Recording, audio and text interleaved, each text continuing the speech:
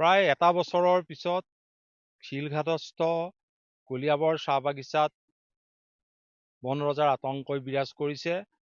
দুটাকৈ ঢেকীয়াপতীয়া বাঘে গোধন নিধন কৰাৰ পিছত এতিয়া প্ৰশাসন আৰু বন বিভাগ সষ্টম হৈ উঠিছে। কামাখ্যা পাহাৰ নামনিৰ কামাখ্যা দেৱালয়ৰ পৰা সোণাৰী কামাখ্যা সংযোগী এই পথটো আৰু অসম সমবায় মৰাপাট কলৰ সন্মুখৰ পৰা ত্ৰিশূলধাৰী পৰ্যন্ত এই পথটোত বিয়লি 2 বজাৰ পৰা 9 বজালৈকে পুৱা অকাৰণত মানুহৰ অহা যোৱা বন্ধ কৰি এক নিৰ্দেশনা জাৰি কৰিছে। ভাৰতীয় নাগৰিক সুৰক্ষা সংহিতাৰ 163 নম্বৰ ধাৰা অনুসৰি অবাবত এই পথটোৰে সাধাৰণ লোকৰ চলাচল ইতিমধ্যে সমজিলা প্ৰশাসনে বাৰণ কৰিছে আৰু ভাৰতীয় নাগৰিক সুৰক্ষা সংহিতাৰ 100 ধাৰা যিসকলে ভংগ কৰে তেওঁলোকৰ ওপৰত ভাৰতীয় ন্যায় সংহিতাৰ 223 নম্বৰ ধাৰা অনুসৰি ব্যৱস্থা গ্ৰহণ কৰা হ'ব বুলি ইতিমধ্যে প্ৰশাসনে এক নিৰ্দেশনা জাৰি কৰিছে। বুধবাৰৰ প্ৰায় 11 বজাত কলিয়াবৰ চাহ বাগিচাৰ 2 নম্বৰ আৰু 3 নম্বৰ বাগানৰ মাজৰ নগা পথাৰতে দুটাকৈ ঢেকীয়াপতীয়া বাঘে গোধন নিধন কৰিছিল।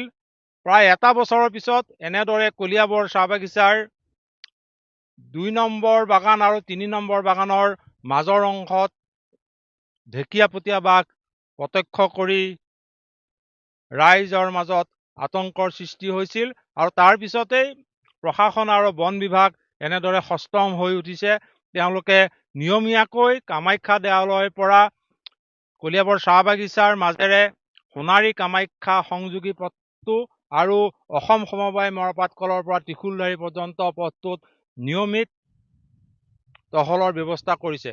আমাৰ লগত এগৰাকী শিলঘাট বনখণ্ডৰ বন বিষয়া আছে, তেখেতৰ পৰা জানিম আপোনালোকে কেনেদৰে ঢেকীয়াপতীয়াৰ আতংক কাৰণে ব্যৱস্থা গ্ৰহণ কৰিছে। পশুধন নিধন কৰিলে সংৰক্ষিত বনাঞ্চলৰ কাষতে 2 নম্বৰ বাগানৰ ইয়াতে পথাৰ আছে, নাগা পথাৰ বুলি কয়, তাতে নিধন কৰিছে। নিধন কৰাৰ পিছতে আমি আমাৰ ঊৰ্ধ্বতম কৰ্তৃপক্ষক জনালোঁ। DC মহোদয় ছাৰ আহিলে, আমাৰ সমজিলা আয়ুক্ত ছাৰ আহিলে, আহি পেলাই গোটেইখিনি চালেহি, চাই আমাক এটি নিৰ্দেশনা জাৰি কৰিছে এই পথছোৱাত, যিহেতু কামাখ্যা গাঁৱৰ পৰা কামাখ্যা মন্দিৰলৈকে কামাখ্যা মন্দিৰৰ পৰা ত্ৰিশূলধাৰীলৈকে পথছোৱাত এটি 163 নিষেধাজ্ঞা জাৰি কৰিছে। এই ধাৰামতে আমি আমাৰ যিটো টহলদাৰী কৰি আছোঁ।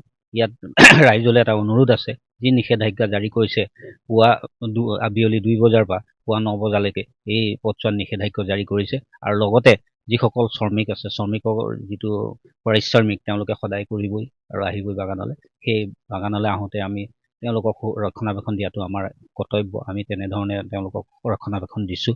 তথাপিও ৰাইজলৈ আমি বিশেষ এটা অনুৰোধ, শ্ৰমিকেই হওক বা অন্যান্য ৰাইজেই হওক, যে বিনা কাৰণত এই ৰাস্তা দি বা এই পথেদি অহা যোৱা নকৰে আৰু লগতে যিসকল শ্ৰমিকে ইয়াত পাত ছিঙাত থাকিব তেওঁলোকে দলে বলে একগোট হৈ পেলাই যি তেওঁলোকৰ কাৰ্য সেই কাৰ্য সমাধান কৰিব বুলি আমি আহ্বান জনাইছোঁ।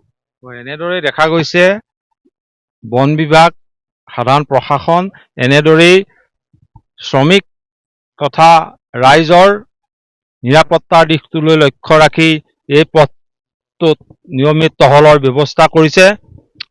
আৰু আমি উল্লেখ কৰিছোঁ ভাৰতীয় নাগৰিক ন্যায় সংহিতাৰ 163 নং ধাৰা অনুসৰি অবাবত এই অঞ্চলটোত চলাচল প্ৰশাসনে বাৰণ কৰিছে আৰু এই প্ৰশাসনৰ নিষেধাজ্ঞাক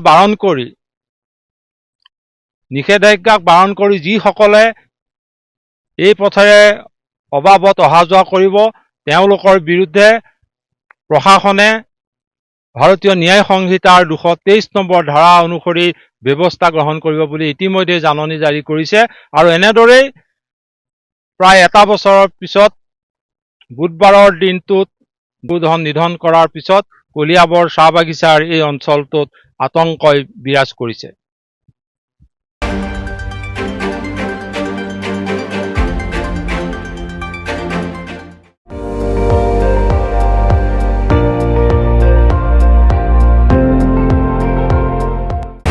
আপুনি চাই আছে ND24 সৰ্বশ্ৰেষ্ঠ নহয় সৰ্বোত্তমৰ দৌৰ